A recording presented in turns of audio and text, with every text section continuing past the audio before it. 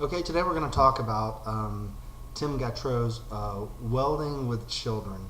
And if you grew up in the South, then you probably recognize a lot of the dialogue in this story, and you probably recognize a lot of the scenery in this story. I think very few of us have lived in the South for very long without driving far enough out into the country to see someone's yard who is it's just filled full of cars. A real funny story. There was a yard. I was driving out in the county, and there was a yard that had so many cars. It had like 100 used cars in it, or junker cars laying in the yard. And one of them was a car like mine, and I needed a piece actually. So I stopped and I went up, and there was a trailer there. It looked like just like the lot trailer of a junkyard, and I knocked on the door. And I looked to the left right as I was knocking on the door, and the sign said, "This is not a junkyard. This is a private residence. Please go away." I still can't believe that any private residence would have 100 junked cars in the front yard. It was truly amazing.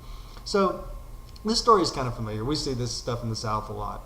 But let's talk a little bit about what the story represents, or what is the story about. First of all, there's tons of ways to see any story. So whenever I'm talking about a story in a very narrow focus, just realize that it's just one sliver of a way in which the story can be discussed. But today, let's talk about redemption. What is the story about? Is the story about a person coming into the later part of their life?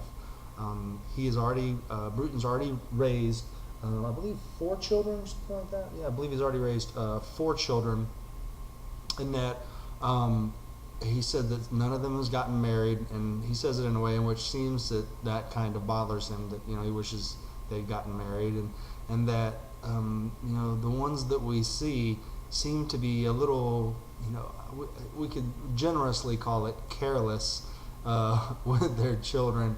And they just don't seem to be the best parents in a way in which that he would hope that they would have been. And so from this, we see him kind of begin to recognize, or begin to kind of understand how part of this, it could have been his fault, or at least partially his parenting skills might have led to this, right? And this becomes, I think the part where it really becomes clear to him is when he pulls up in front of, I think it's the Pack and Sack, and Fordley's son, I believe is the guy's name, Fordley's son. He says, here's the bastard mobile. I love that name, the bastard mobile. And then so, Bruton hears him, and he's not really happy, and so he ends up confronting him later, saying, hey, that was a really mean thing to say. And so Fordleyson actually becomes, the kind of bearer of good advice, that he's saying, well, get the kids to church, and and ends up with, and clean up your damn yard. And I think this is the point in which Bruton is really, I think he understands. He says, okay, these vague kind of notions I've had about these kids and about their parents, and maybe there's something that I could have done about this a long time ago. So then he decides to make a real change, right? After he takes the kids home, and one of my favorite lines is the Ford, I think it's like a 350 engine. It irons them out. He says it irons them out on the backswing. The kids are playing in the yard. They get whacked by an engine, and then they almost set him on fire when he's trying to weld. And so then plus the comments from the city, from the Fordlison in the city and stuff, that it's all kind of just, it's dawning on him, right, that this stuff is not an accident. It happened because of a series of events, and he is a chain in the series of events, right? And so then he goes about trying to correct it. So he gets all the junk out of his yard. He begs and borrows a bush hog so he can bush hog the whole thing. He's going to put up a tire swing for the kids. He's going to start taking them to church. He's reading them Bible stories in which they are relating to, I think, Bikini Kill. When I'm trying to remember the name of the other movie, things that he's deeply regretful that they can only relate this to pop culture that he finds unsavory.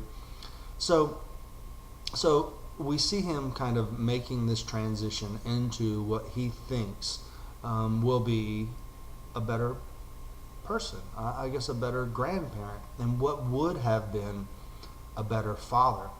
And so I think at the end of the story, the question is rather open. What do you think? Do you believe in this kind of idea of redemption? He's created this model through his own works, in which none of his kids were married, and they don't seem to be very good parents, nor do they seem to really want to be, nor do they seem to have any aspirations to form any kind of traditional familial relationships with their children or their grandfather, right? So now here, in the later acts of his life, is this enough? Are these acts enough for him to redeem himself?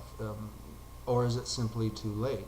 And then so I think that generates a bunch of very interesting questions, that by examining the story itself, is it possible to say that yes, that it is never too late for redemption, especially if you want to pull in the Christian themes to this story, that of course in the Bible, this idea of the people hanging next to the cross on Jesus asked for redemption or whatever, so on and so forth. One of them is granted redemption, the other doesn't.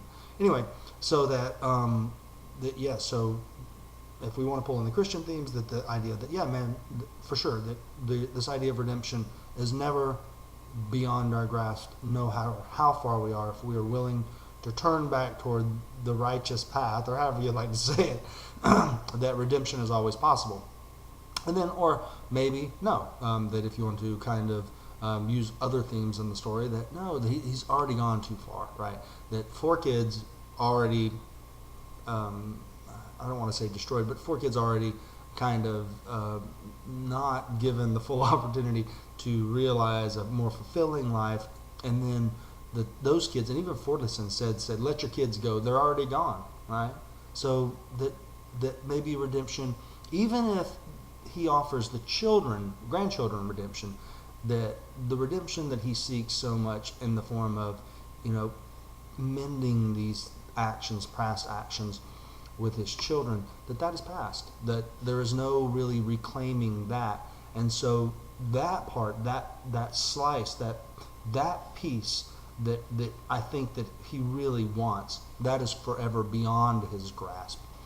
And so that's where I kind of think about the ideas about redemption in the story.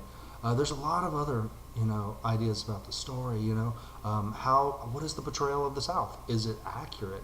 I've grown up in the South and went to school here, and I find it amazingly accurate, to tell you the truth. Everything about it it strikes me as just really good, very, very authentic, especially to this region. The Louisiana, Alabama, Mississippi. That I think it's remarkably spot on.